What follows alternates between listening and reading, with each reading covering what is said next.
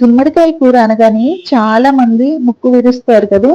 కానీ ఒక్కసారి ఆంధ్ర పల్లెటూరు శైలిలో కమ్మనైన బెల్లం ముక్కలు వేసి ఈ తీపి గుమ్మడికాయ కూర చేసి పెట్టండి. ప్లేట్ మొత్తం ఖాళీ చేయాల్సిందే. గుమ్మడికాయతో ఇంత రుచికరమైన వంట చేయొచ్చా అని ఆశ్చర్యపోతారు. అంత అద్భుతంగా ఉండే ఈ ట్రెడిషనల్ రెసిపీని పక్కా కొలతలతో ఈరోజు చూసేద్దాం. Hi, hello, welcome back to our channel. ఈ రోజు మన లాంగ్ వీడియోలో ఎంతో రుచికరమైన బెల్లం గుమ్మడికాయ కూరని స్టెప్ బై స్టెప్ చాలా ఈజీగా నేర్చుకోబోతున్నాం. వీడియోని స్కిప్ చేయకుండా ఫుల్ వరకు చూడండి.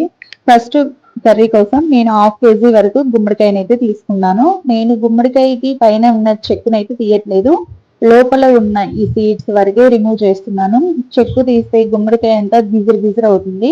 చెక్కు అలాగే ఉంచామంటే మనకి ముక్కలు ముక్కలుగా కర్రీ అనేది భలే ఉంటుంది. ఒక్కొక్క పీస్ తీసుకొని తింటూ ఉంటే ఆ టేస్ట్ వేరబ్బా. ఇలా లోపల ఉన్న సీడ్స్ అన్ని తీసిన తర్వాత గుమ్మడికాయ పీసుల్ని ఇలా మీడియం సైజులోనే కట్ చేసుకోవాలి.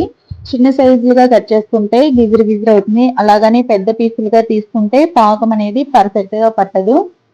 ఈ సైజులో ఉంటే మనకి కర్రీ అనేది మంచి టేస్ట్ వస్తుంది. ఇలా పీసులన్నీ కట్ చేసి పక్కన పెట్టేసుకుందాం. ఇప్పుడు ఒక బౌల్ తీసుకొని వాటర్ యాడ్ చేసుకొని ఇందులో మనం కట్ చేసి పెట్టుకున్న గుమ్మడికాయ ముక్కలన్నీ వేసి క్లీన్ చేసుకోవాలి.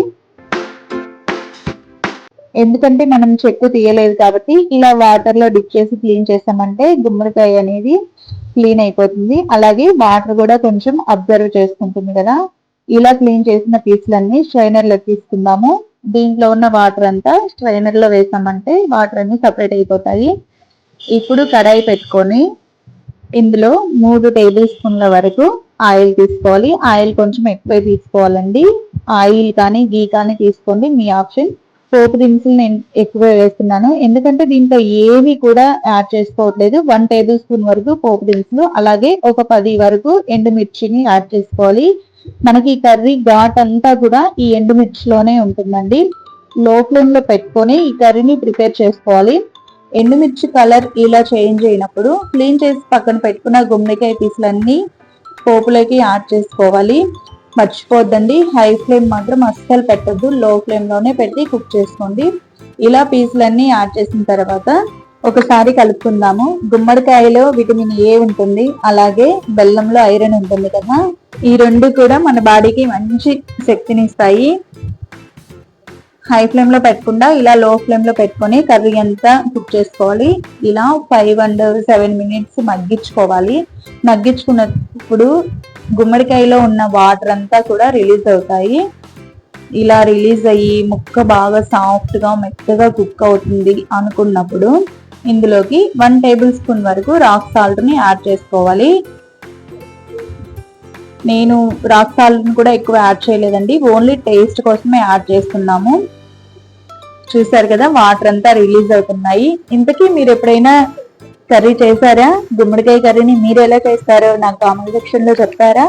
ఇలా వాటర్ అంతా దగ్గరికి అయ్యి బాగా ఉడికినప్పుడు బెల్లాన్ని అయితే యాడ్ చేసుకోవాలి.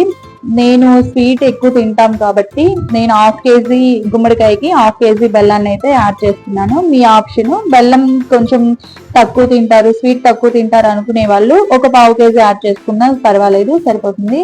ఇలా మొత్తం కలుపుకున్న తర్వాత మూత పెట్టుకొని ఒక 5 minutes మగ్గించుకున్నామంటే బెల్లం అనేది మొత్తం పాకం లాగా తయారయ్యి, చూసారు కదా ఎలా అయిందో, చూస్తుంటేనే నోరూరిపోతుంది. పైన ఆయిల్ తేలుతూ అసలు ఆ బెల్లం అంతా కరిగి పాకం లాగా గుమ్మడికాయకి పట్టింది. అలాగే ఎండుమిర్చి ఘాటుతో మంచి స్పైసీ అండ్ స్వీట్ గా ఉంది కర్రీ. చాలా అంటే చాలా టేస్టీగా వచ్చింది.